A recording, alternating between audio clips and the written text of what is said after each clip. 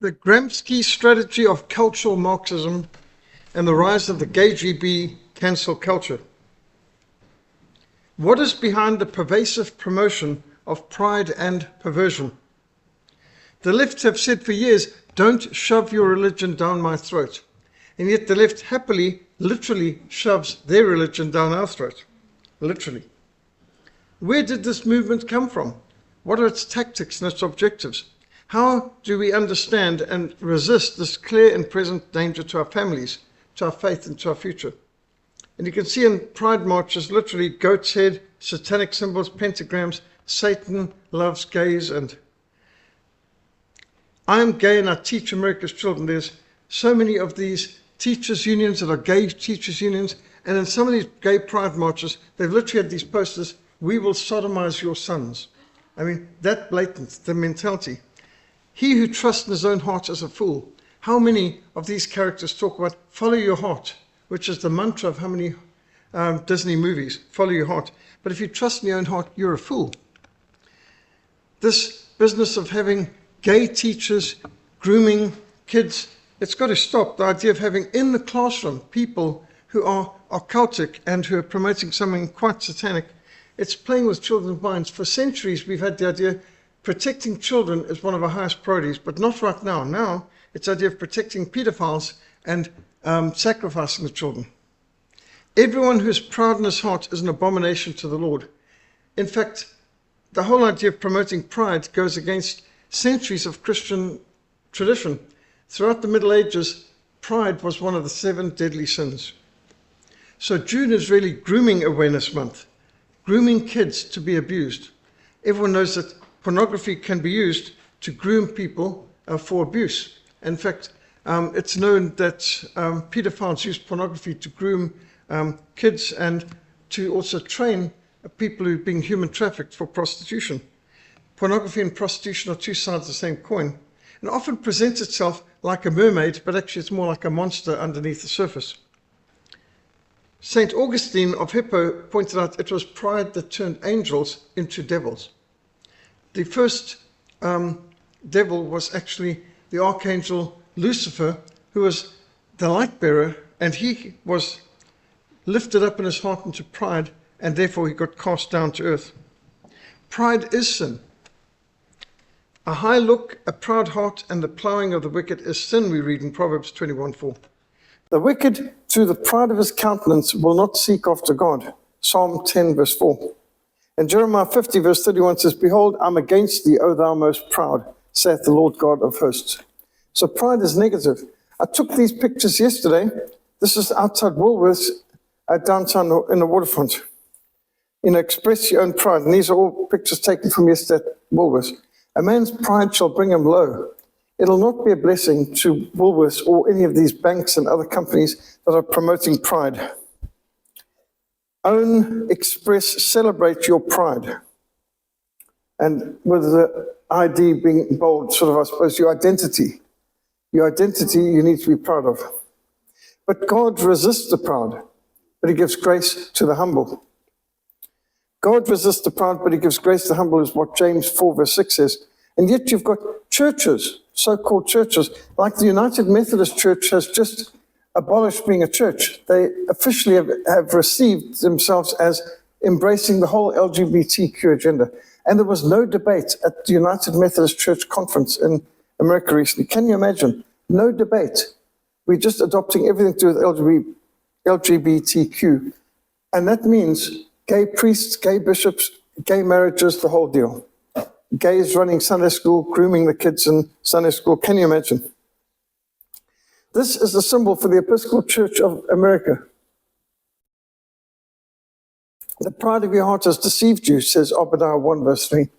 In fact, there are many Episcopal congregations now in America who are seeking to come under African bishops in supervision. So you've got the Episcopal Church in America seeking African bishops in Nigeria, in Kenya, and in Uganda to be their spiritual oversight because their bishops are apostate in America. For the look on their faces bears witness against them. They proclaim their sin like Sodom. They do not hide it. Woe to them. They've brought evil on themselves. says Isaiah 3, verse 9. I mean, here's somebody dressed up like a devil saying, I bet hell is fabulous. Well, I'll bet it's not. Gay pride is actually what got Sodom fried. A haughty look, a proud heart, and applying of the wicked are sin. And yet the White House decided to put themselves up in gay colors. This is under the Obama administration. Well, it's been pointed out that the first fireworks in honor of Pride Month were the fire and brimstone rained down on Sodom and Gomorrah. Not a very good beginning, and yet this is what the Americans seem to think. What do they want? You can see Empire State Building, Disney Castle, the Magic Castle in Disney World, and even Niagara Falls, which is a place, by the way, where people traditionally go for honeymoons, and putting them all in gay colors, really and truly. Woe to those who put darkness for light and light for darkness. Woe to those who put bitter for sweet and sweet for bitter. Woe to those who are wise in their own eyes and shrewd in their own sight. Isaiah 5:20. Patrick Buchanan warned a long time ago of the death of the West, how dying populations and immigrant invasions imperil our country and civilization. Now, for decades, Europe and North America have been having a dying population. First of all, myths of overpopulation and bombard the people with propaganda, then the pill and more sterilizations and abortions and euthanasias. Well, now, the ultimate way that's going to guarantee your population will die is if you promote the gay lifestyles and transgenderism. And just in case some kids may change their mind, they are promoting gender-affirming care, which means mastectomies for healthy young girls and castrations for healthy young boys. And they call that gender-affirming care. This is sterilizing a whole generation. Now, this goes along with bombarding the kids with all kinds of propaganda. You're evil because you're white, you're evil because you're male, you're evil because you're European or German or American. And then, but there's a way out. If you want to get out from being one of the evil oppressors, you can't change your race, but you can change your gender. Now, if you change your gender, you move from being an oppressor to being the oppressed. And so here, the carrot being held, you're being beaten with a stick all the time, but you can take the carrot, change your gender, and you instantly will no longer be one of the oppressors, you'll be one of the oppressed. And so these poor guilt-manipulated kids are being confused into, in some cases, being cajoled and bullied by the teachers to having irreversible surgery that they call gender-affirming care, which call it what is it? Mutilation of kids. Suicide of a superpower. Will America survive to 2025? Patrick Buchanan was Ronald Reagan's strategist, speechwriter, and historian. He's written some brilliant books. And the point is, the United States is committing suicide. There's nothing more insane than taking 10 commands off the walls of your schools, banning prayer, kicking the Bible out of schools, legalizing abortion, booing God. Democratic Party literally took God out of their constitution. And when somebody was suggesting putting God back into the Constitution, the delegates booed God in the Democratic Party convention, the DNC. We have the ANC, they have the DNC, Democratic National Convention over there. And it is suicide. But when you want to wave around the pride flags, and do you know American embassies all over the world fly the gay pride flags every June from embassies. You might recall what led to the collapse of the, I was going to say Saigon, but I'm talking about Kabul. In Afghanistan, 2021, they were flying the gay pride flag throughout June, and then everything just fell apart in July, and the American army fled in disarray and just absolute confusion, and they left behind chaos. And billions upon billions of dollars of high-tech weaponry, from helicopter gunships to tanks and armored cars, vast amount of weaponry, leaving the Taliban the best equipped terrorist group in the world. And they've not just kept it for themselves, they've sold it on the world market to terrorists all over the world. The United States flew the gay pride flag. What do they think that's going to do in the Middle East? What do you think Muslims in Afghanistan think of a superpower like America flying a flag that just represents perversion? This is not the way to gain respect of people in the Middle East. The stated goal of the radical homosexuals is to force all of society, beginning in primary schools, to conform to sexual deviancy. At first, it started out they wanted tolerance. But tolerance wasn't enough. Once they got the tolerance, they've had tolerance for a very long time, they wanted applause. And then applause wasn't enough. Now they wanted conformity and being celebrated. And more than that, they wanted the right to go and groom and to brainwash your own kids and grandkids in school. And they want your taxpayers' money to fund it all. So forget tolerance. There's nothing to do with tolerance now. Now they're demanding that you applaud, celebrate, fund, and conform. In the words of Isaac Watts's hymn, when I survey the wondrous cross on which the Prince of Glory died, my richest gain I count but loss, and pour contempt on all my pride. How can we be proud when we see what our sin did to the Savior? You can't look at the cross and have any pride. All that should do is humble us and recognize that he who was the Lord of glory chose to become nothing, to empty himself and to suffer the death that we deserved on the cross. God is opposed to the proud, and we shouldn't support grooming. This is grooming of kids. And God will judge the secrets of men's hearts. To have people say, God knows my heart. Well, how can that be any sense of encouragement? God knows my heart should strike terror and fear into us. Because this idea that I've got a good heart is deception. No, we don't. Jesus said no one is good except God alone. There's nothing we've got to be proud of except the Lord Jesus and his accomplishments. Soli Deo Gloria.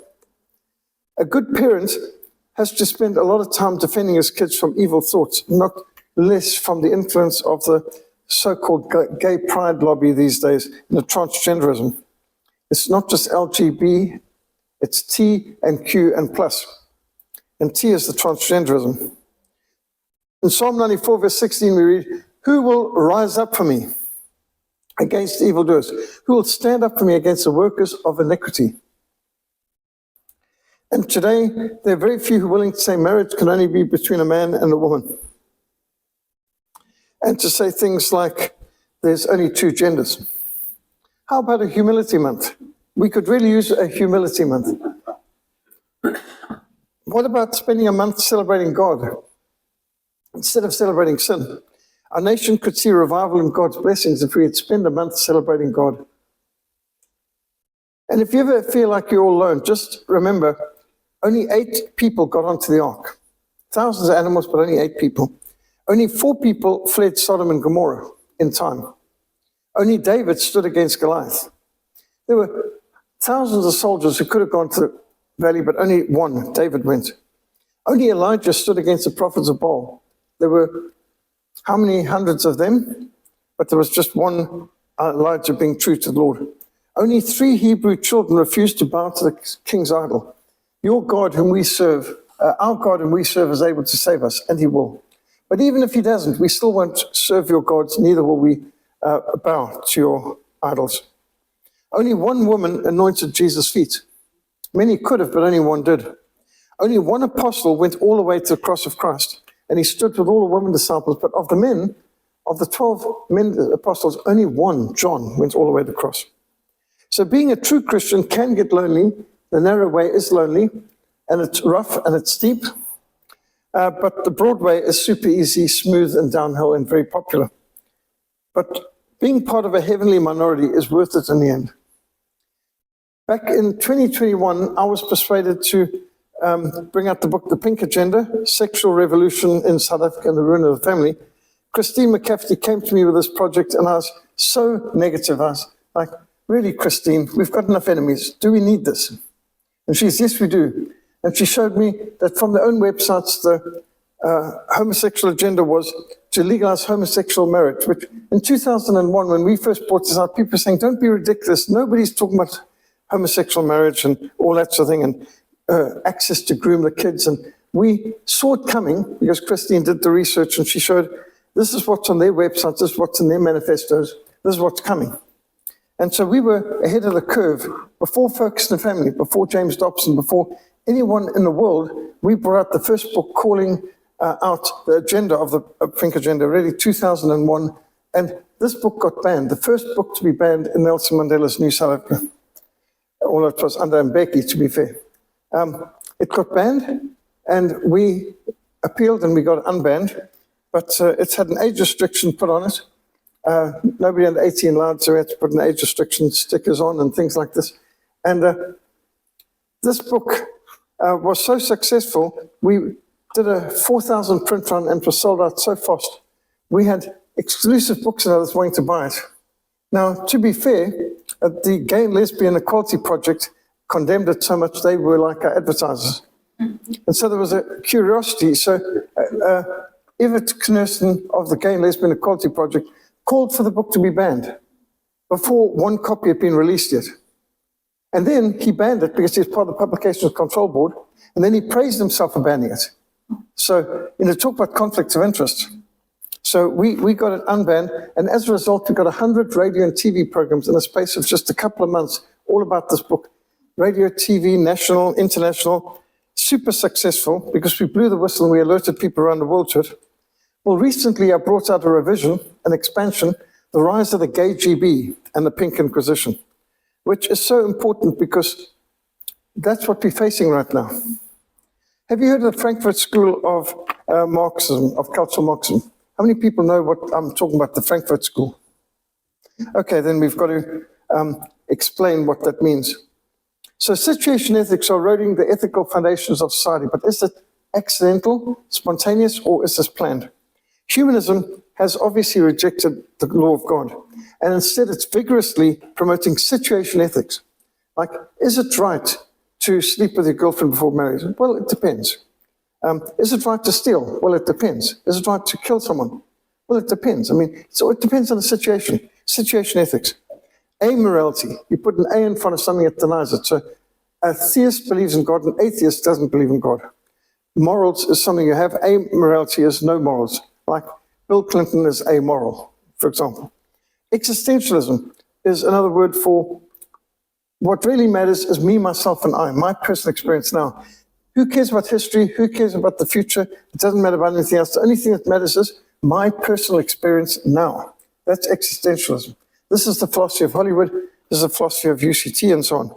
Hedonism is a word for, it's not the same as heathenism, although it's overlapped somewhat. Hedonism is just live for pleasure. Eat, drink, and be merry. Wine, woman, and song. That sort of thing. That's hedonism.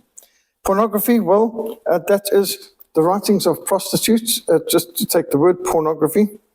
Homosexuality, of course, that's the whole LGBTQ.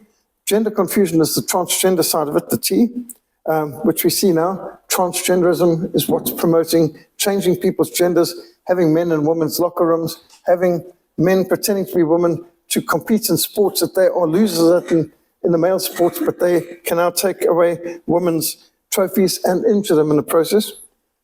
Comprehensive sexuality education, CSE, is what the government's trying to push on us here, where right down to primary school, the government has got curriculums like they're trying to push in the Bella Bill, which is to include CSE, to have kids as young as grade 1 in primary school being groomed for transgenderism, for homosexuality and so on.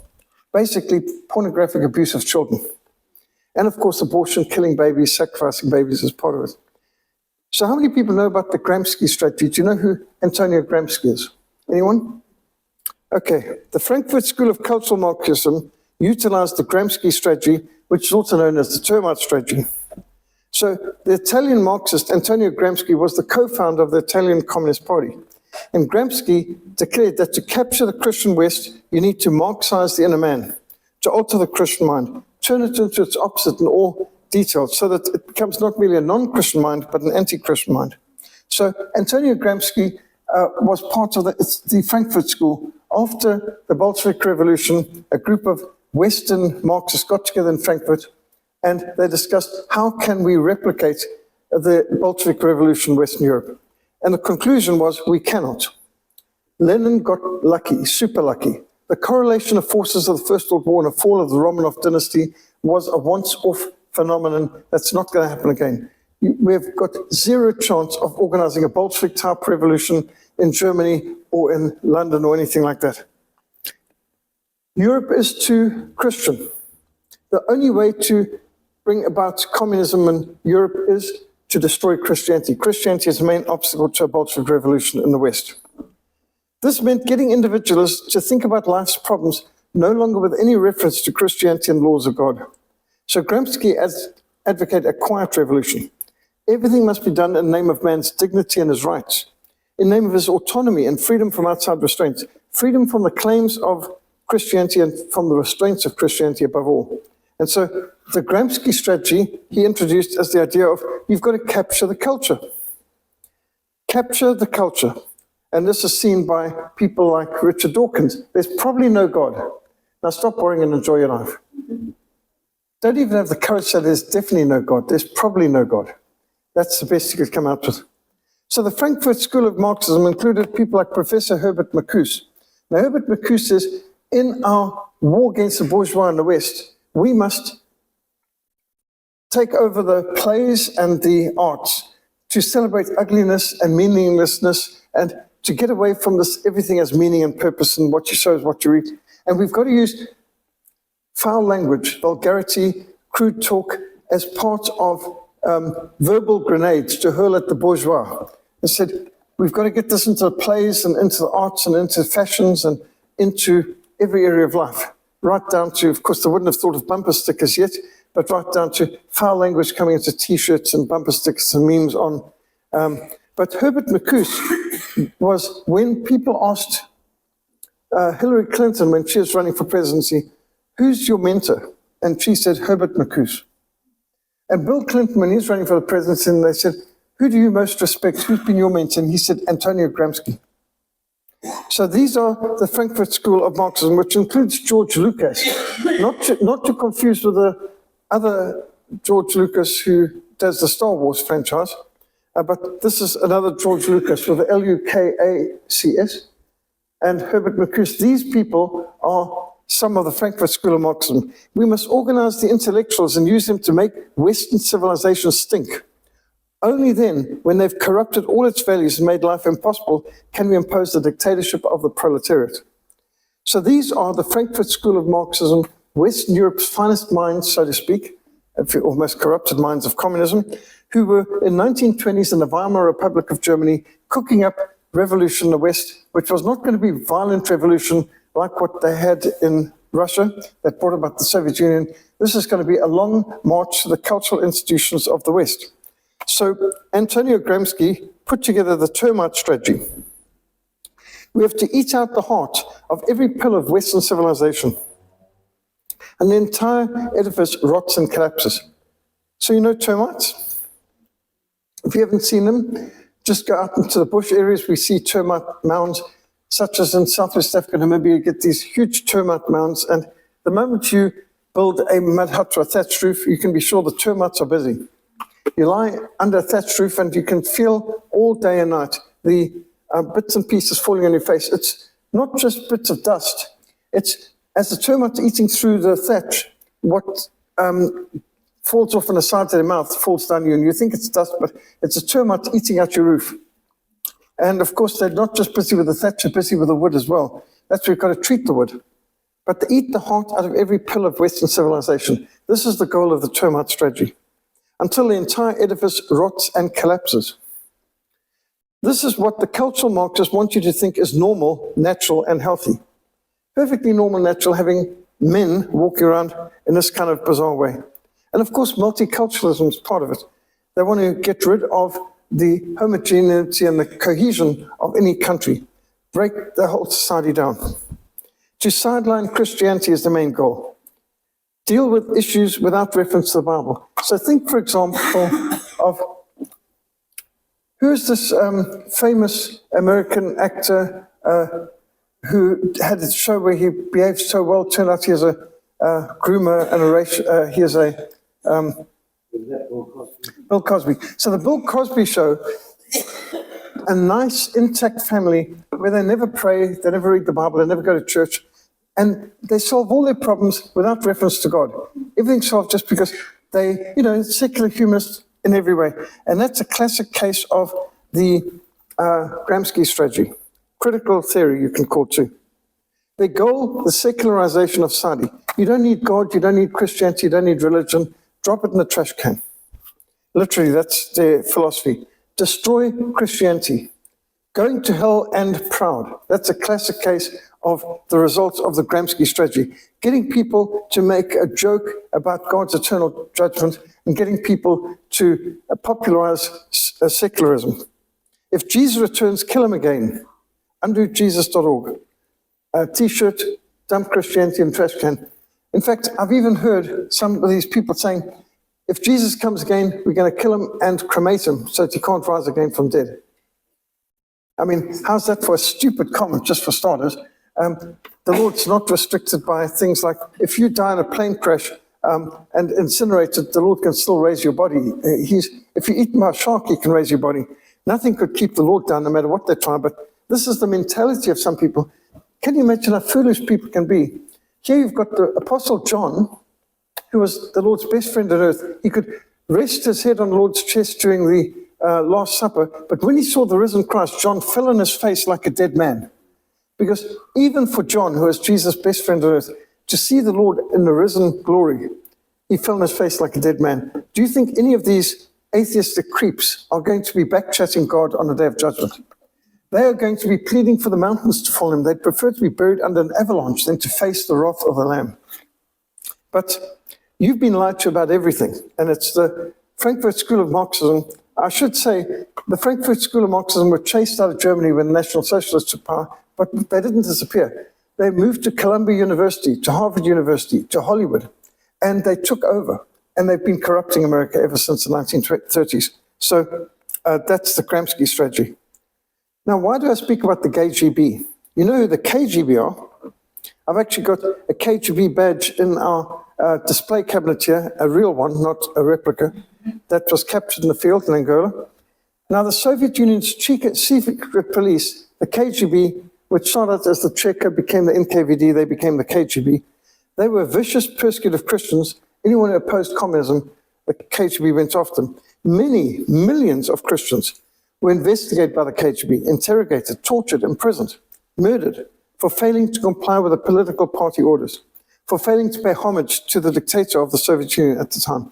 For example, poor Alexander Solzhenitsyn, he got locked up for, even though he is a hero of the Red Army, he is an officer in artillery, and Alexander Solzhenitsyn had impeccable track record, but in a private letter, he referred to the dictator, Joseph Stalin, as the mustached one, which was deemed not respectful enough. So he got 10 years in the Gulag, in the concentration camps for that. 50 million Russian people were sent to freeze or starve to death, be worked to death, in the 1,800 Gulag concentration camps, many of which were in Siberia, in Arctic hellholes. And think of the 50 million odd people sent for survival training in Siberia, basically, and starved. When they speak about the Gulag, it was an archipelago. It's like a whole mess of islands. 1,800 concentration camps, death camps, where enemies of the Soviet Union were sent, laboring up in the Arctic Circle in many cases. You know, we can get 6 months night and 6 months day. Imagine 6 months without seeing the sun. Not to mention freezing, freezing, freezing cold. Absolutely beyond mind-numbing freezing. Like minus 40 degrees and all that sort of thing. Horrific conditions. Now, the KGB also used active measures and disinformation to discredit their critics and to undermine enemies of the Soviet state. As John Calvin said, the greatest injury that can be done to any man is to ruin his reputation. So slander, gossip, disinformation is a very important part of the tactics. It's not, some people might rip their fingernails out and their toenails out and torture them, waterboard them and so on. Some they might behead or crucify and so on. But then others, they just ruin their reputation. Today, homosexual activist bullies, the gay GB I call them, are the residing KGB of the West. They're a force of radical homosexuals and transsexuals whose aim seems to be to desensitize, intimidate, silence, and prosecute Christians for any politically incorrect beliefs on marriage and morality in particular. And around the world, have you noticed there's only one country in Africa that has legalized homosexual marriage? And that's sadly our own country of South Africa, which used to be one of the most conservative countries in the world. By the way, when Nelson Mandela became president of South Africa, the British Times, the Times of London, had an op-ed, which I was fascinated to read, which says, feel sorry for poor Nelson Mandela.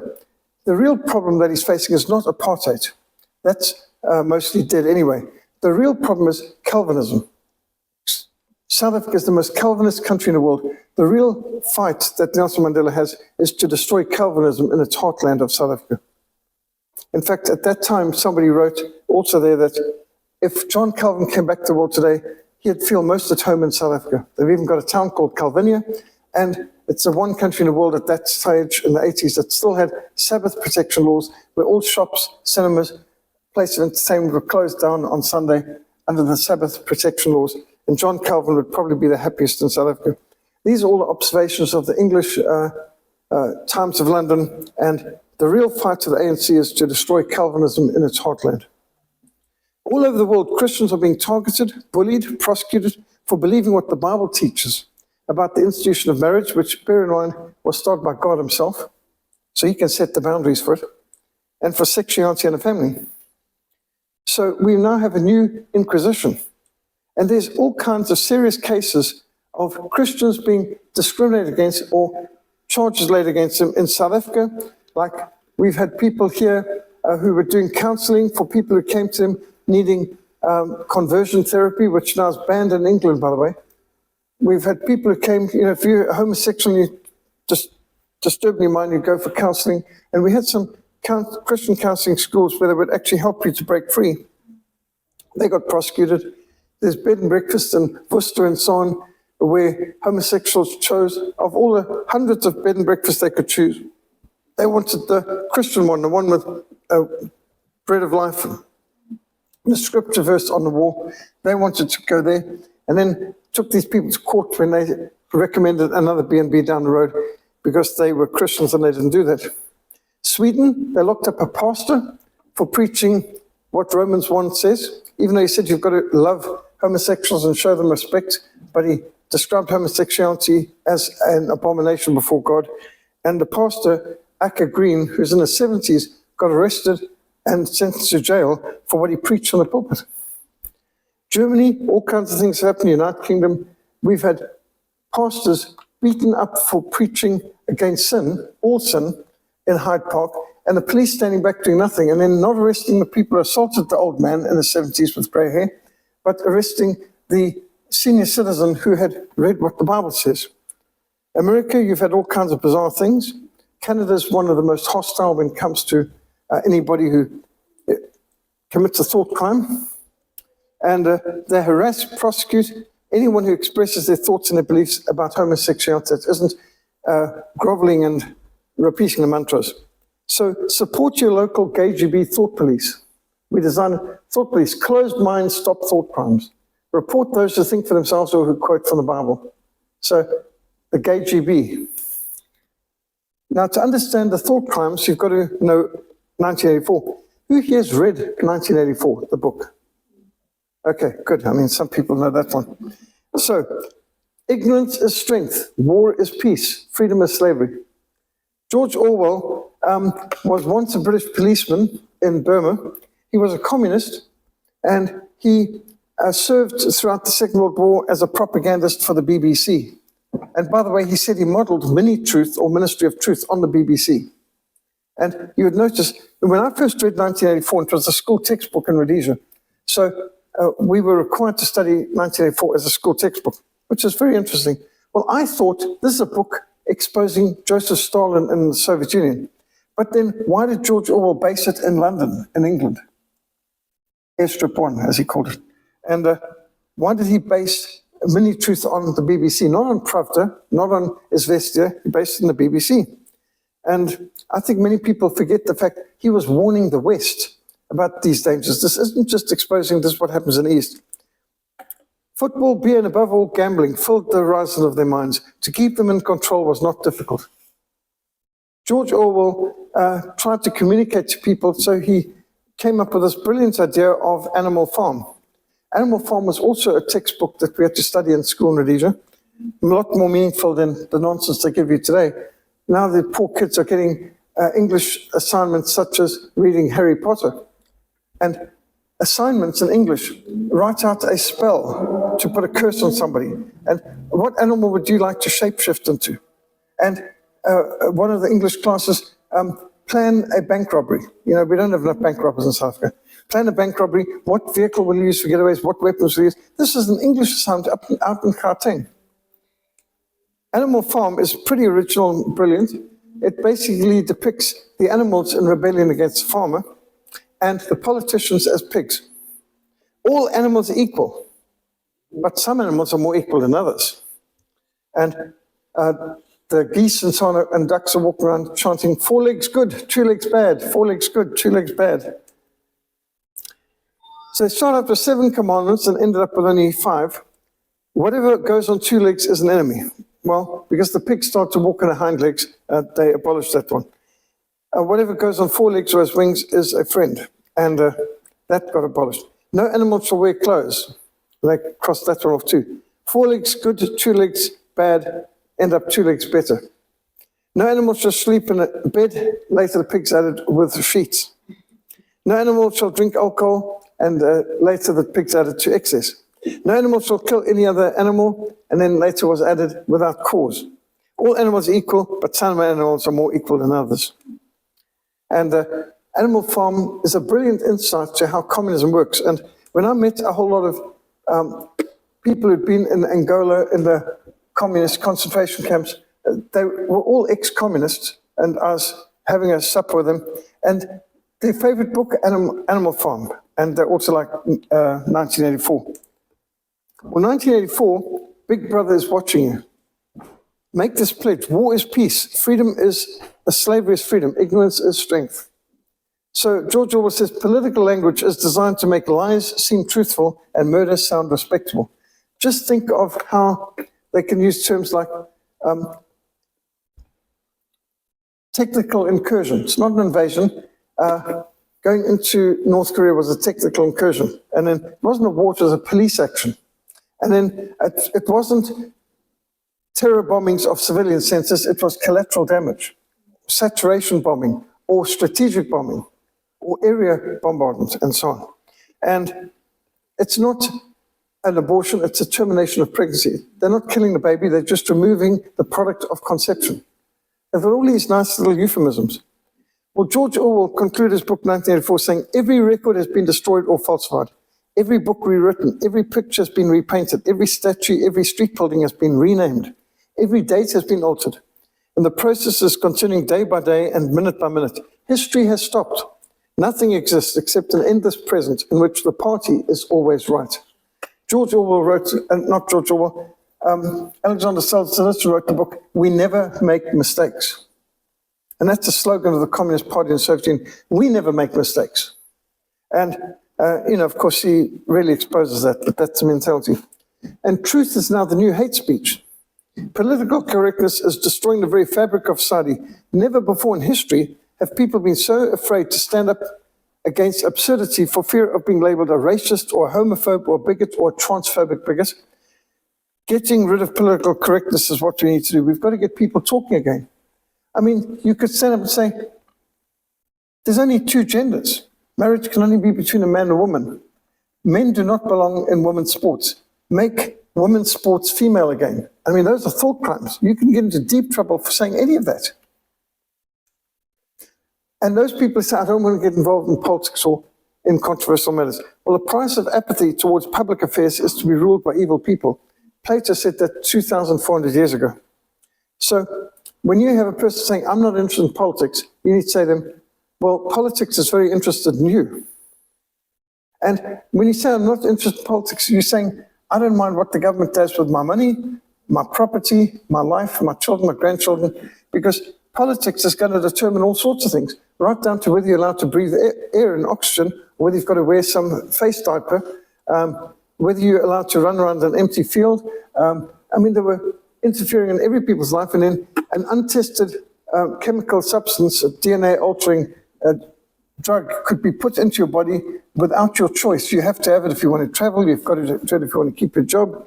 And to think the state could determine right down to the level of how you respond to medicine, which normally was a person's choice. Now they could force it. So I'm not interested in politics. It's about one of the dumbest thing anyone can say, because politics is super interested in you and your money.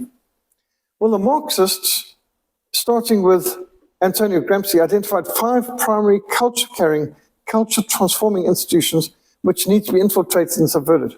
And the 5 areas are education, entertainment, news media, religious institutions, political institutions. These are the 5 areas that communists seek to infiltrate and subvert and to hijack, transform, to change society. And education is key, that's the thumb. Popular schooling should be placed under the control of the great workers' unions. The problem of education is the most important class problem. Karl Marx said, the first battlefield is the rewriting of history. Well, Antonio Gramsci said is, the schools are the most important places for communists to infiltrate. And entertainment. Everyone's influenced by entertainment. Now, we're not just talking about Hollywood. It's also the plays, the festivals that are done. I mean, from Nico Milan, Artscape on, it's all important. News media is seriously important. And right now, you know, there's 6 people in America who control all the media in America. 6 individuals. The mass media is dominated by communists. Now, you know, there's junk food for your body, and there's junk and garbage for your mind as well in the media. And so, if you think of some of the most unhealthy so-called food, junk food or non-food out there in society, CNN and BBC and so on is worse than that for your mind. If you want to neutralize your brain and get your brain fat and flabby and thoughtless and stupid, then watch the Clinton News Network or the Bolshevik Broadcasting Corporation or SATV, which is the voice of the ANC, or any of these other mindless groups. Now here you can see how so many companies and corporations are actually controlled by a very few major entities.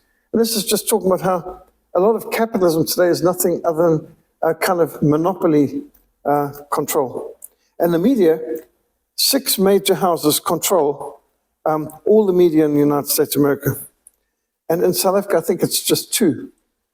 We've got the Argus Group, and we've got the National Press, basically. So you've got 2 groups that control all the media in the country. Now, just an example of how news media can distort things.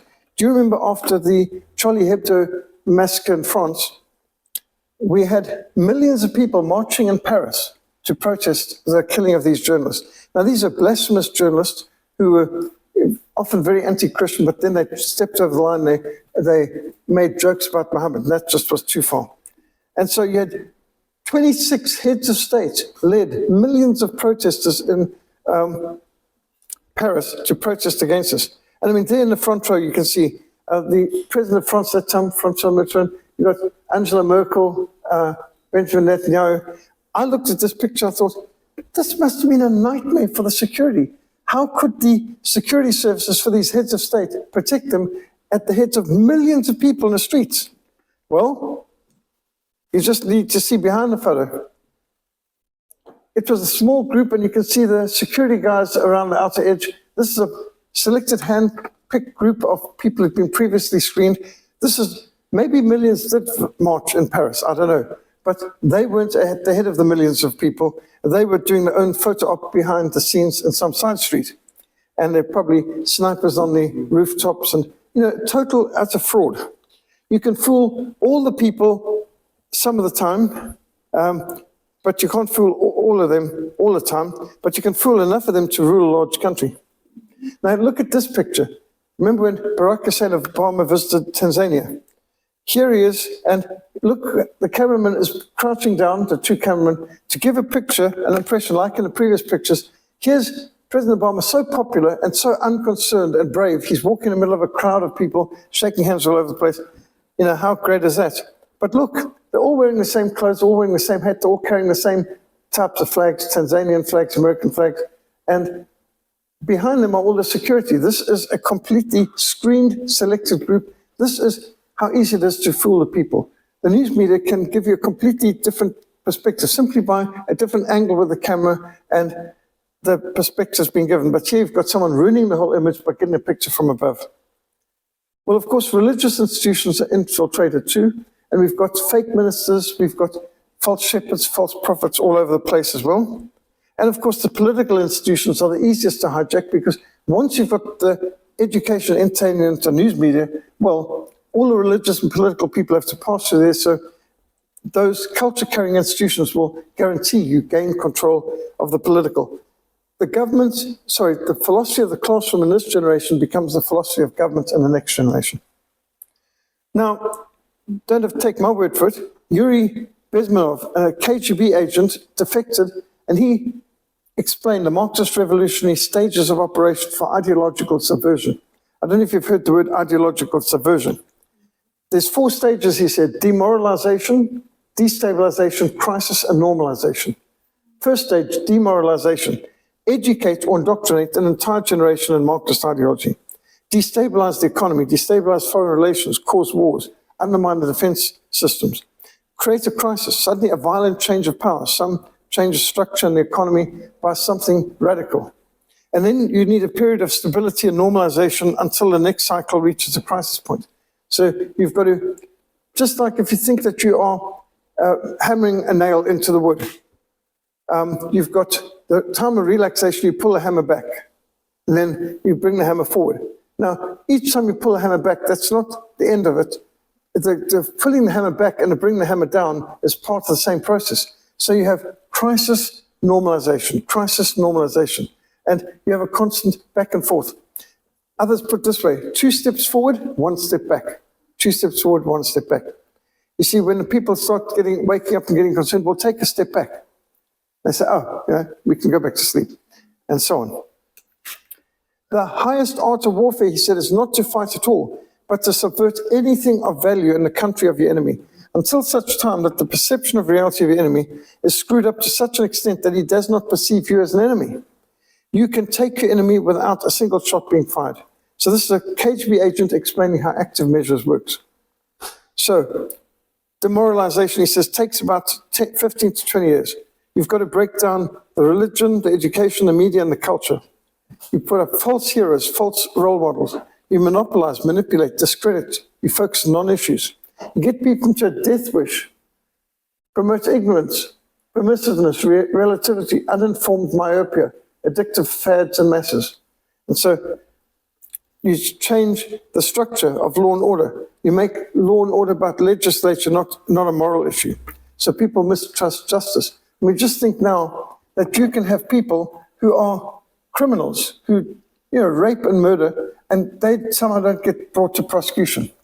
But you can have somebody who did some technical infraction, some minor issue, and the law pours a ton of bricks in their head. And it's not balanced. Now, how is it that you've got people out there who are able to steal hundreds of millions of rands in this country? Just think of the state capture, think of the corruption, the 500 billion rand COVID relief fund, 500 billion that we were promised for the people whose businesses were being destroyed, their income was being ruined, but don't worry, we're going to compensate. Did that ever get paid? No, it got lost, it got stolen. State capture. Who has ever been brought to account? Who has ever given restitution? Who has ever ended up in prison for all the corruption, theft, stealing, not billions, trillions of rands over the last 30 years? And yet, somehow or another, you can get pulled over for not wearing a seatbelt or for some problem with your tires aren't the right depth or something, and some technical problem, you had a mirror that's not working properly, or you didn't renew your license or something like this, and they could throw the book at you while other people get away with literally murder, looting, just arson, and all that sort of thing.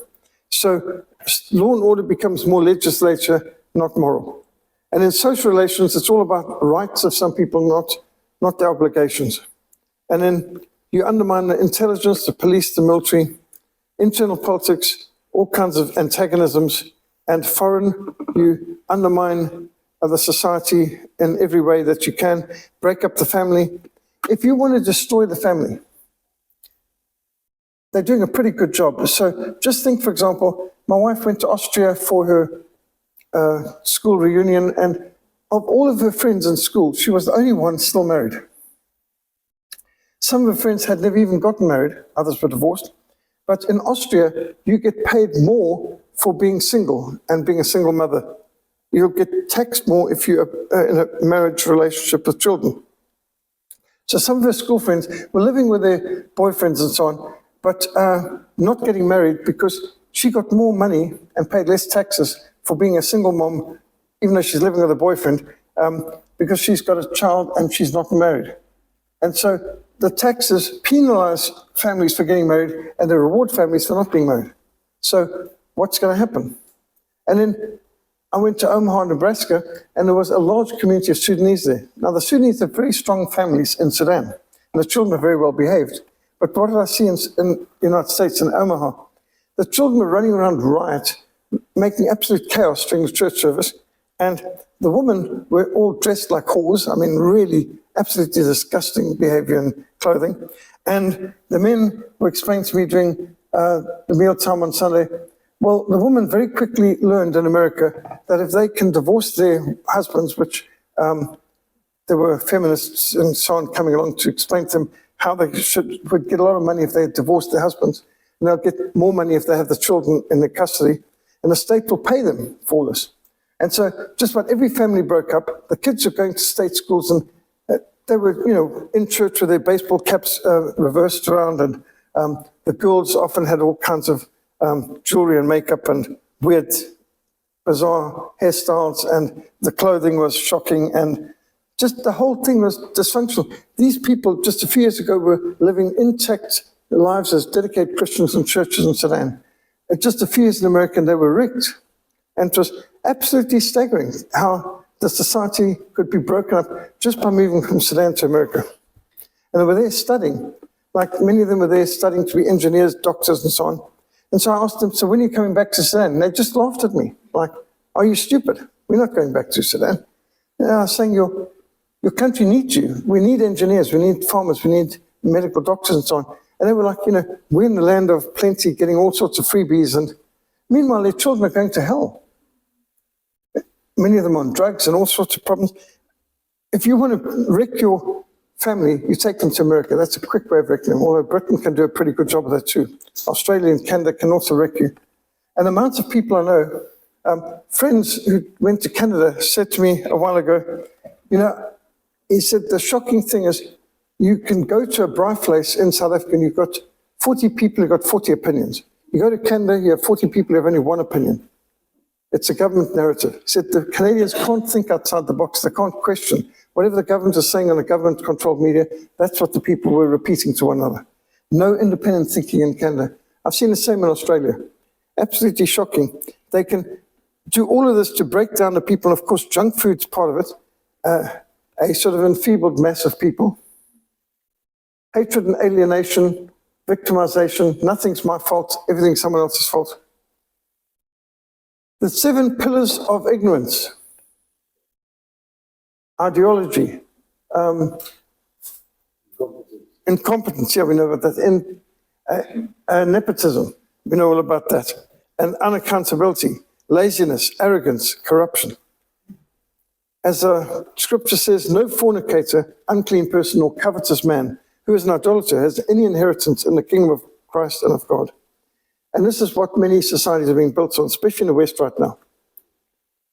And those who promote open borders dramatically increase taxes. No borders, no nations, stop deportations. Well, that's national suicide. Open the borders wise, destabilize society, escalate crime. They've got millions of illegal aliens pouring into America every year. They've got something like 30 illegal aliens in America, many of which are criminals, many of which are terrorists and drug dealers and human traffickers and so on. And just consider the fact, hell has open borders. Heaven has a strict immigration policy. If you don't have borders, you don't have a nation, actually. That's all. I mean, just think if your home didn't have walls, gates, doors, and anyone could just come in any time, your children couldn't be safe, women wouldn't be safe, none of your property would be safe. Do you really think that's the way to live your life? And welcoming in people who say things like this, freedom, go to hell. That's eloquent. Numbers 33:55. But if you do not drive out the inhabitants of the land from before you, then it shall be that those who you let remain shall be irritants in your eyes and thorns in your sides, and they shall harass you in the land where you dwell. Well, that is coming true very much in South Africa, in America. Those who promote diversity inevitably sow seeds for great intolerance and violent clashes. How much is too much? You get these people who one earring is not enough. They've got a 15. 1 to 2 is not enough. The whole body's got to be covered in tattoos, even the whole face. I mean, when is too much too much? And when is too many immigrants too many immigrants? Those people promoting multiculturalism are actually promoting demographic suicide of the host nation. The death of the culture, the death of the people. I mean, just think of when we had the COVID lockdown lunacy, the salvation by vaccination COVID cult. It was okay to rampage and burn shops, loot shops, smash things to pieces. They shall not dwell in your land, lest they make you sin against me. For if you serve their gods, it will surely be a snare to you. Exodus 23:33. And can't you just feel the tolerance? And this is, of course, somehow enriching your community and your culture. Those people promoting hate speech laws are actually promoting censorship and increased intolerance. Because if you don't like what the person says, you just called hate speech. I'm offended. And how can you say that? You've committed a thought crime. And get the person thrown off the university campus, get the professor to lose his job, kick out this person, get the pastor kicked out of the pulpit, whatever it is, I don't like it. Get the person deplatformed. And there's so many things I don't like. I don't like blasphemy. I don't like cursing and swearing. I don't like pornography. Well, you've got to put up with that. Shut up, put up with that. That's free speech. But what you said in that sermon, what you said in that post, that offends the perverts, and therefore that's got to be taken down. So we've got to tolerate pornography, blasphemy, and foul language, but they're not willing to tolerate the gospel. Not acceptable. And then you've got these cursed fact checkers. We never had fact checkers until the truth started getting out. But the first fact checker was actually Satan. Eve says, well, God said this, and the other one says, no. He fact-checked false information. The most anointed false prophet on the earth today is the lying liberal media, the fake news. It has millions of Christians underneath its influence, and they don't even know it. The amount of people who, I saw it on SATV, or I saw it with my own eyes on CNN. You saw it with your own eyes on TV. That's, do you think that Star Wars is a true story? Do you think that there is a planet far, far away, long, long ago, and that, these Star Wars... No, the camera can lie. It's called special effects. They're quite capable of giving a false impression. And the amount of lies that are out there, we shouldn't be surprised. John 8 says, you shall know the truth, and the truth shall set you free. I mean, a lot of people do not know the truth.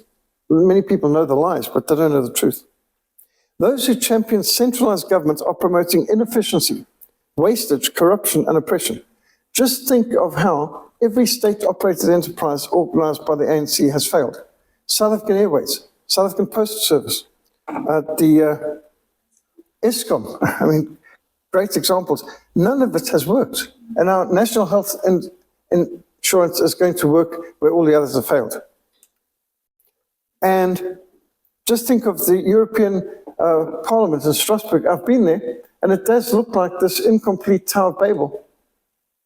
He who justifies the wicked, he who condemns the just, both of them alike are an abomination to the Lord. Proverbs 17:15. Hate evil, love good, establish justice in the gates. That's what we are commanded to do. Righteousness and justice are the foundation of your throne. Love and faithfulness go before you.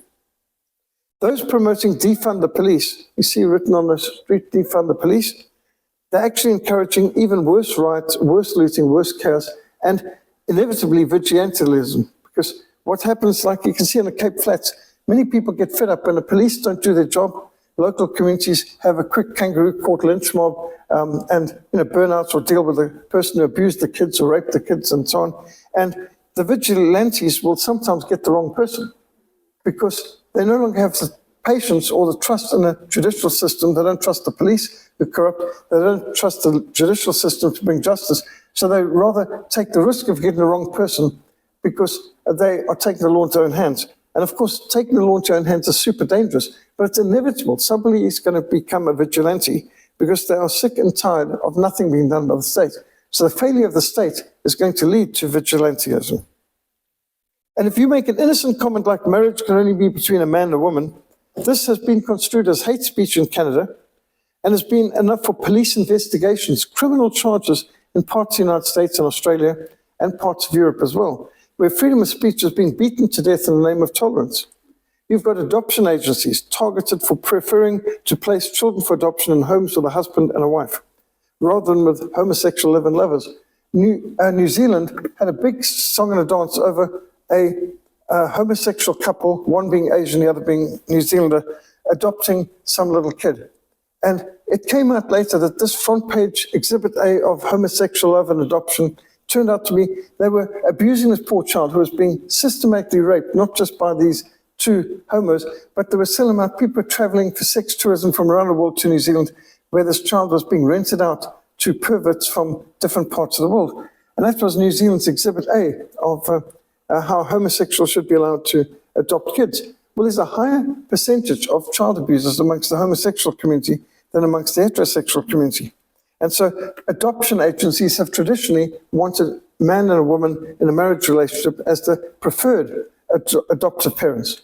Well, those who've gone the other way it's all been proven to be very counterproductive. Tolerance is beating freedom of speech to death. A hate crime requires thought police. And this is what we've got now, fact checkers and thought police coming on. You can't say that. I've posted things on Facebook which have been taken down within seconds as the fact checkers said was missing some information or whatever, and, fake news.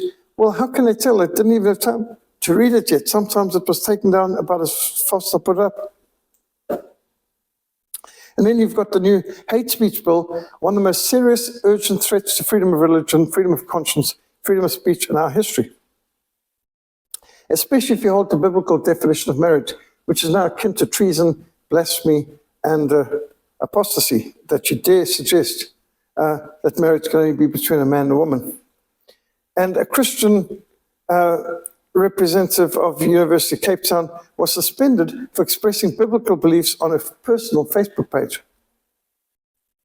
Quoting a scripture like John 14, verse 6, Jesus said, "I am the way, the truth, and life. No one comes to the Father but by me." This can be construed as ignorant, intolerant, bigoted, judgmental, offensive hate speech.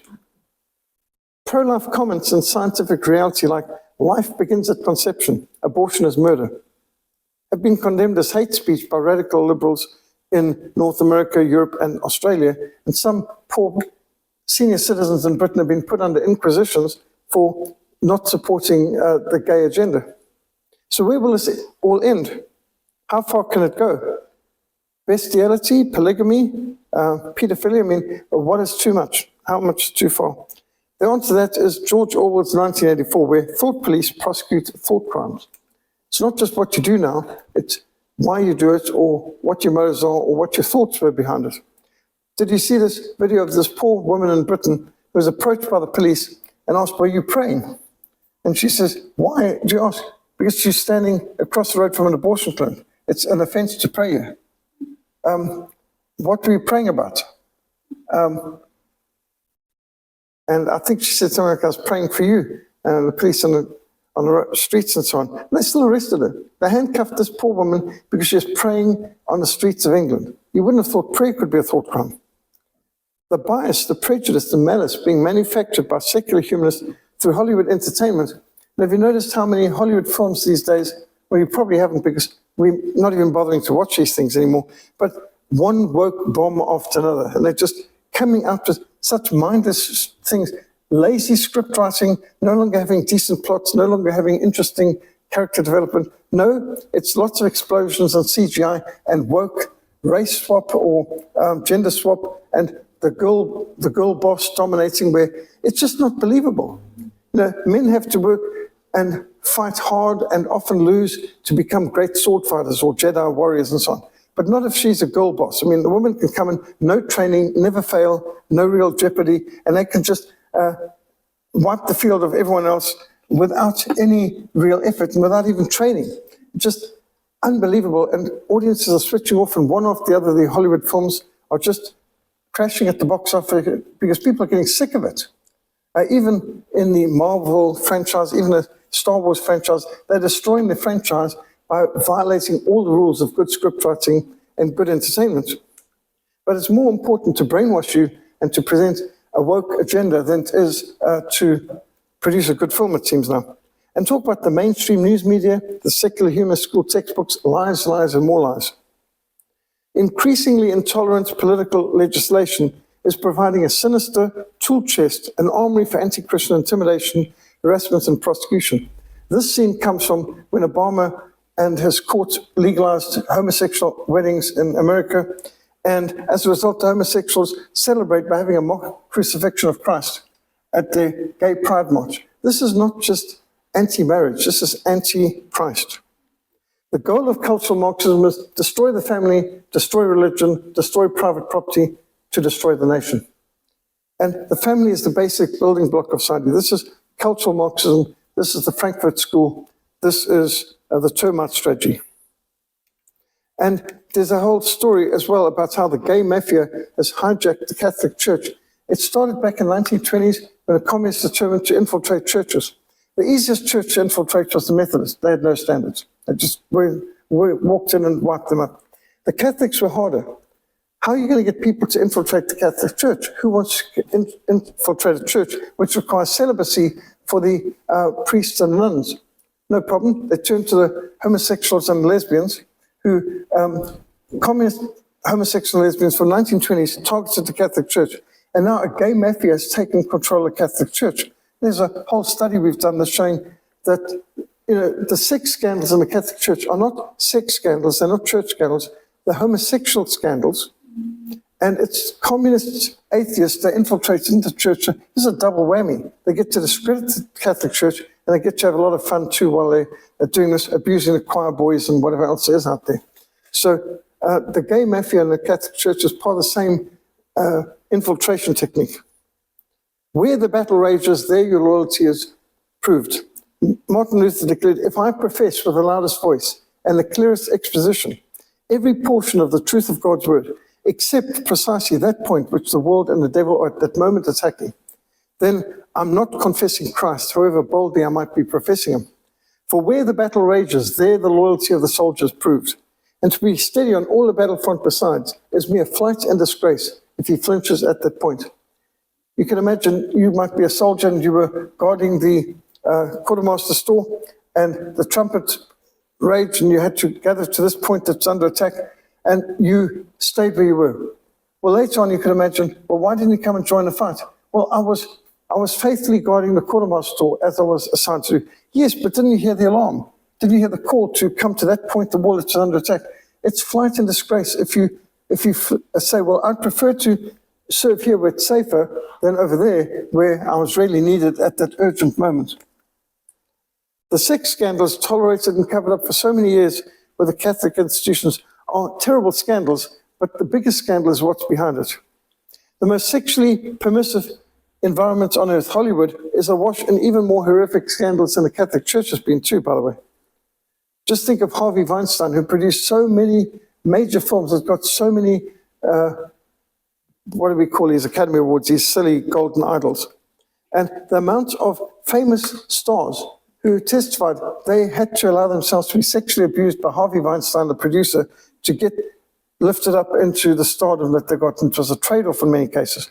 And they started to blow the whistle. I mean, some of the most famous films produced, including Mandela Long Walk to Freedom, Weinstein production, disgusting, blasphemous, filthy, foul-mouthed pagan, Harvey Weinstein. And then people were shocked. I mean, he produces vile, perverted, sick films, and then people are shocked to find he's a vile, perverted, sick person. I mean, who would have imagined? And of course, a friend of some of the most powerful people in America. And yes, I mean, think no further. And of course, we've got the Bill Cosby, who turned out to be a serial rapist as well, even though he was the exhibit A of the humanist man who could solve every problem, have an intact family without any reference to God. It's not just Harvey Weinstein. There's an entire subculture of pedophilia, rape, abuse throughout the whole of Hollywood, and some of the most famous stars involved in Epstein's Island and Weinstein's pedophilia, abuse of female stars and so on. The Catholic Church has been hijacked by homosexuals. And the situation is now similar to anti-Christian Inquisition of the Middle Ages. Contrary to public perceptions, the Inquisition was not a group of Christians mercilessly persecuting unbelievers. The Inquisition was the exact opposite. if you read the court records of the inquisitors, such as in Fox's Book of Martyrs, it becomes clear the inquisitors were by no means Christians at all. Pagans had hijacked the Catholic Church in the Middle Ages, and they vindictively condemned to death Christians who believed the Bible, who translated the Bible, or were taught the Holy Scriptures. And they would ask simple questions, about them, and if they found that they rejected transubstantiation, or if they confessed that they translated the Bible into common language, that would be enough to have them condemned to death. Many a time, the inquisitors tossed the Bible into the flames with their victim to be burned with the martyr, just showing their contempt for the Word of God. No real Christian would do that. If you've read Fox's Book of Martyrs, of the cruel persecutions endured by the Waldensians, the Huguenots, other Protestant reformers, you know the Inquisition was anti-Christian. There was nothing Christian about the Inquisition. So it's not the church abusing the pagans, it's the pagans who hijacked the church abusing the Christians. And the Inquisition occurred at a time of blatant corruption. The priesthoods, the bishoprics, even the papal seats were open for sale. They were bought and sold to the highest bidder. Many ungodly men dominated all levels of the leadership of the medieval Catholic Church. Far from the Inquisition being Christians persecuting non-Christians, the reality is it was the very opposite, which is what's going on today as well. Like Queen Jane, the 11th-day Queen, beheaded by order of her cousin, Bloody Mary, because she would not renounce her Protestant faith. She was offered her life if she would just renounce the Protestant faith and embrace Catholicism, but she wouldn't do it, and she's beheaded by her cousin. The Inquisition was an anti-Christian persecution of Protestant believers, and this is now going on today. The Catholic Church is abusing kids, and it's a homosexual scandal, not a church scandal, because the Roman Catholic Church is not a real church. I use the word church with a small c when you talk about Catholicism. The predominantly male-on-male crime is with teens between 14 and 17 years old. They are the victims. And so the Catholic thing is, while many cardinals of the Catholic Church are treating the crisis as a public relations problem, it's a problem with criminality. The homosexual element of the abuse scandal is being ignored in so many cases. It's not a church scandal, it's a homosexual problem. And yet you've got homosexual writers blaming the church for the scandals, but this is a homosexual scandal, and it's also a communist strategy to infiltrate and neutralize these churches. And Benedict XVI prohibited declaring homosexual men to be admitted to the seminary. But Pope Benedict saw the homosexual problem was a problem, and he got pushed out pretty quickly for this. Pope Francis, who's very pro-homosexual. The same people who continue to put increasing pressure on churches to accept homosexuals for ordination and legalize homosexual marriages are the same people who scream abuse when many of these very people they've been campaigning for turn out to abuse the young boys entrusted to their care. Just like what they're doing with the Scouts. The Scouts in America, by the way, they've just changed the name from Boy Scouts of America to Scouting in America, because they're admitting girls, they're admitting transgenders, they're admitting pedophiles as well as Scoutmasters. You know, what a wonderful amount of victims they've got there when you've got a pedophile allowed to be a Scoutmaster. And what do you think is going to happen from here? Just insane. Pope Francis, the Quran and the Holy Bible are the same. Jesus, Muhammad, Jehovah, Allah, we're all children of God, regardless of the name we choose to address him by. I mean, how on earth is this even sensible? It doesn't matter. God made you like this, he says to homosexuals. The so-called Pope Francis, in the past we used to say, is the Pope Catholic? Well, that used to be an obvious question. And yet now the Pope is not Catholic. Now he says, God made you gay. And who am I to judge about the gays? Well, he's promoting them. Therefore, God gave them up to uncleanness, the lust of their hearts, to dishonor their bodies amongst themselves. They exchanged the truth of God for a lie. And so the gay GB mafia is protecting the predator priests in the Catholic Church. 30% of Catholic priests in America have homosexual orientations, and amongst bishops, it is as high as 50 to 60%. So the higher you go in the Catholic Church, the higher the percentage of homosexuals. And this is part of the communist strategy of Antonio Gramsci to infiltrate the Catholic, or all the churches with homosexuals and communists. We have to focus on what is the cause of these children, young children, seminarians, continually being abused by predatory priests, and this is what we have to stop. One of the ways of doing this is the disciplining and the firing of bishops who have been protecting these pedophiles for decades. The homosexual network protects and promotes its own. That's what's causing this continuous cycle of abuse in the seminaries, in the rectories, in the secretaries, and in the schools. People are justifiably terribly angry that people sat on this information, no action was taken. Priests were put back into circulation, but this is now a day of reckoning for the so-called Catholic Church. Gay is welcome. Can you do that? Is the Pope Catholic? Who am I to judge? They all knew.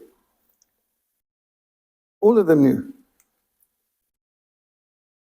There's been noticed the inappropriateness of the Vatican hosting hundreds of children and young people in Rome to discuss youth, faith, and vocation with the bishops.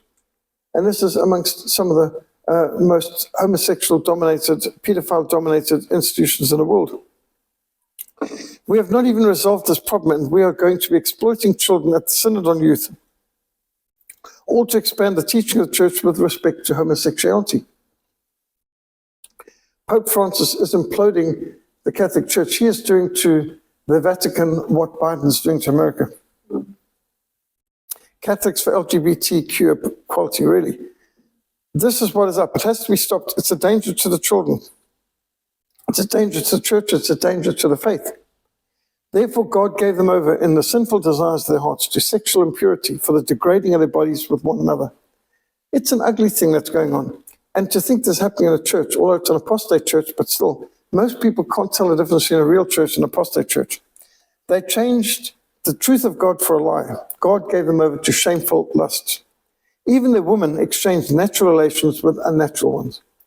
I couldn't believe walking around London recently, the amount of people in London who've got full tattoos over their faces, their arms, and I thought London, which used to be the capital of Christian civilization, sending out missionaries around the world, and now they look like the pagans on the Pacific Islands and the cannibals that Charles Darwin was documenting back in the 1800s. And just staggering. In the same way, the men abandoned natural relations with women and were inflamed with lust for one another. Men committed indecent acts with other men, and they received in themselves the due penalty for their perversion. And people are parading themselves like this on the streets of London. Although they knew God's righteous decree that those who do such things deserve death, they not only continued to do these very things, they also proved those who practice them.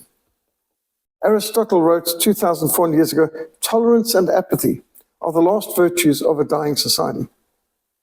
The last things that you believe in a dying society is tolerance and apathy, tolerance of evil, apathy. What one generation tolerates, the next generation will embrace, or should we say celebrate, said John Wesley, and it's true.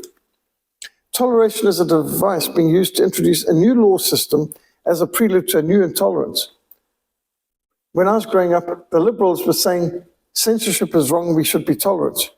But the moment they gained control of society, suddenly they wanted censorship again, and anyone who disagreed with them was to be censored. God hates sin. There are 6 things the Lord hates. Yes, 7 are an abomination to him. A proud look, pride is first. A lying tongue, hands that shed innocent blood. A heart that devises wicked schemes. Feet that are swift in running to evil. A false witness who lies. The one who sows discord amongst his brethren. Proverbs 6. God hates sin. It is for freedom that Christ has set us free. Stand firm then. Do not allow yourselves to be burdened again with the yoke of slavery. You, my brothers, were called to be free. Do not use your freedom to indulge a sinful nature, but rather serve one another. We've got to protect our children from this LGBTQ perversion. People who believe men cannot become women should be sent to Soviet-era labor camps for re-education, according to Goldsmiths University's LGBTQ plus society. The student group used Twitter to claim gulags had a positive role in changing the minds of Stalin's opponents. And estimates of people who died in the camps between 1910 and 1950s runs into tens of millions. Over 50 million, they believe, died in the Gulag concentration camps under Joseph Stalin, Lenin, and Brezhnev, Khrushchev, and the others. So Goldsmiths University's LGBTQ plus says any opponents of the movement should be sent to the Gulag. Gulag was the acronym for Main Administration of Corrective Labor Camps. They then sought to clarify what a Gulag was, saying the system sought to correct and change people's ways.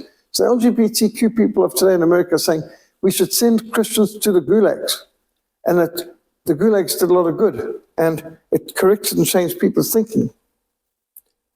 Long story short, friends, they conclude the ideas of anti-trans bigots literally need to be killed and must be eradicated through re-education. That's what the communists called the camps, re-education camps.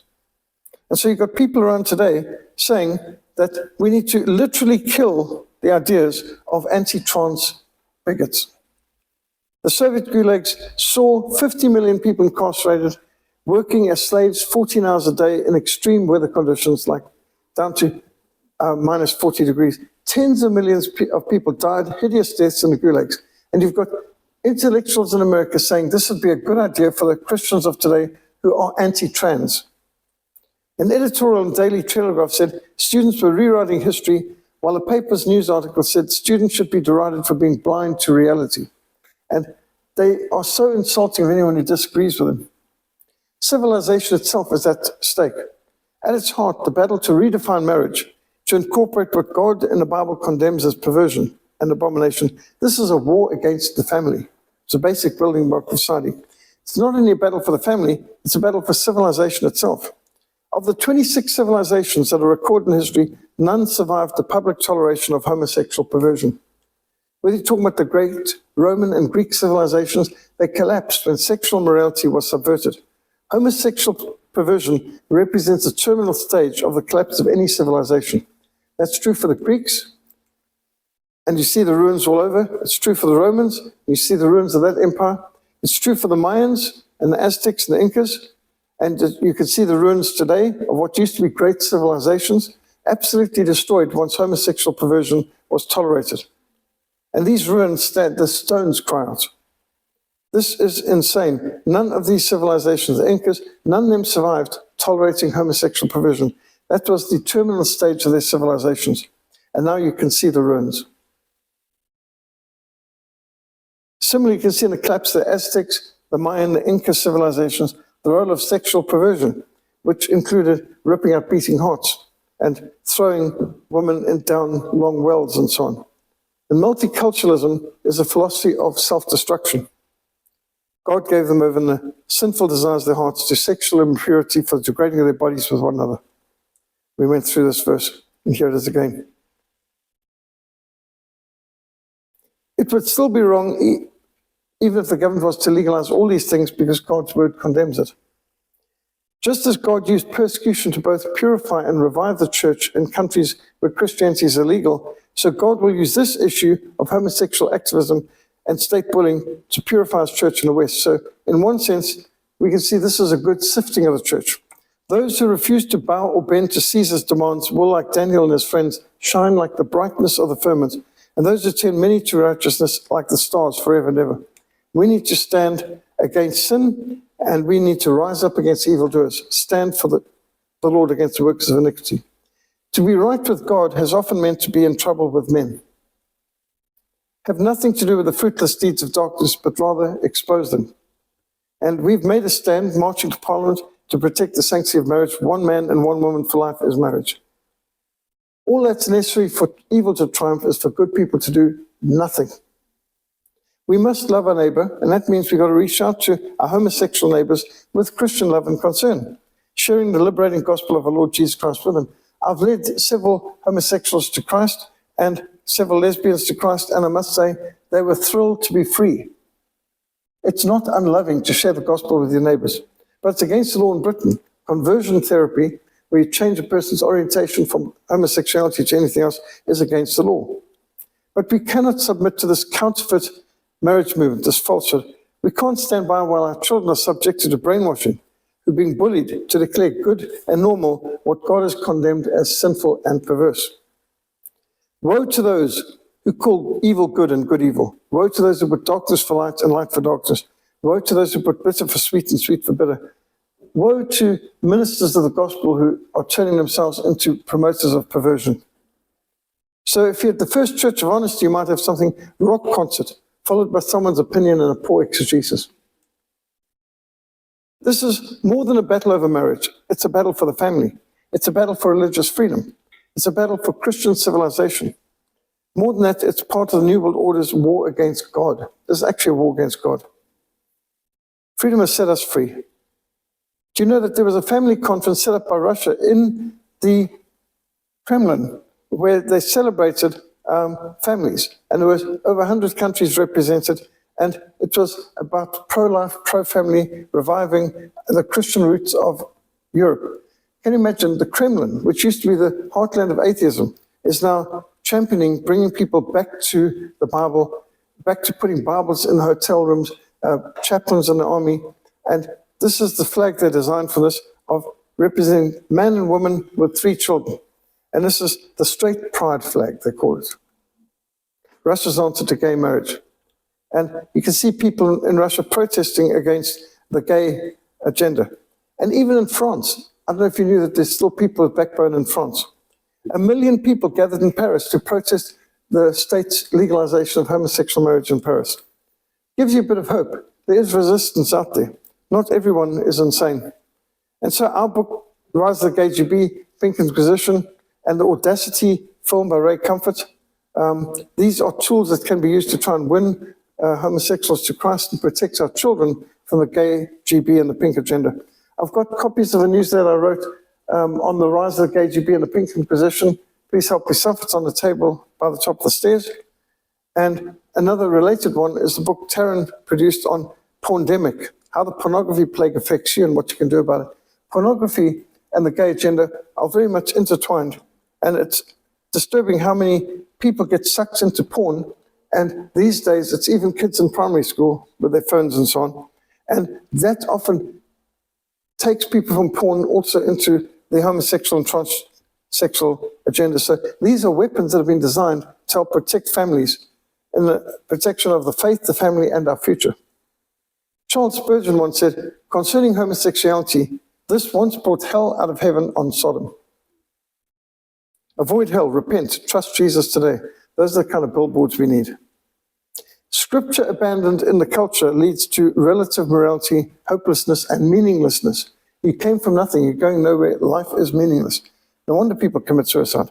But to give you some encouragement, these are some of the people we mobilized in the March to Parliament to protest against Mandela's and Ramaphosa's plans to paganize this country. Grondwet op Kortsevet, constitution based upon God's law.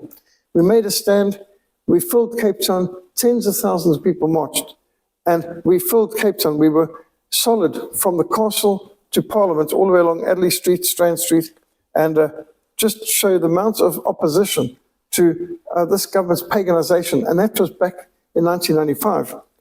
And you wonder, where are all these people now? What happened and what did they vote? And how is it that our society has put up with so much paganization? There was such a horror in 1995. They're trying to legalize abortion, pornography. They've got to get in the streets and protest it. Now we have trouble to mobilize a few people for a protest at Life Chain. But there was huge outrage at the beginning, and people rallied under the banner, back to the Bible. Righteousness exalts a nation, but sin is a reproach to any people. And we need to get back to the Bible. This man just to the side of me was sent from the president's office to summon me to meet Mandela on the Thursday. We marched on Tuesday. On the Thursday, I met with Mandela, who tried to persuade me that what they were doing was for the good of the country and so on. Well, God's word gives us the guidance. Philippians 4 verse 8. Whatever things are true, whatever things are noble, whatever things are just, whatever things are pure, whatever things are lovely, whatever things are of good report, if there's any virtue, if there's anything praiseworthy, meditate on these things. These are the standards for entertainment, news media, religious institutions, and education as well. If my people who are called by my name will humble themselves and pray and seek my face and turn from their wicked ways, then will I hear from heaven, I will forgive their sin, and I will heal their land. If we want God to heal our land, he says we need to humble ourselves, pray, seek his face, and turn from our wicked ways first. Where the Spirit of the Lord is, there is freedom. Choose for yourselves this day whom you will serve. But as for me and my household, we will serve the Lord. Who will rise up for me against the wicked? Who will make a stand for me against the workers of iniquity? This is why we must smash cultural Marxism, which includes the Frankfurt School, Gramsci Strategy, Termite Strategy, which I think now we can all understand why things are happening like they are. These kind of presentations you'll find under frontlinemissionsa.org, and we've got a video and audio gallery under resources, drop-down menu that you can find them. And this is also on our web, but we've got hard copies at the top of the upstairs at the table as well.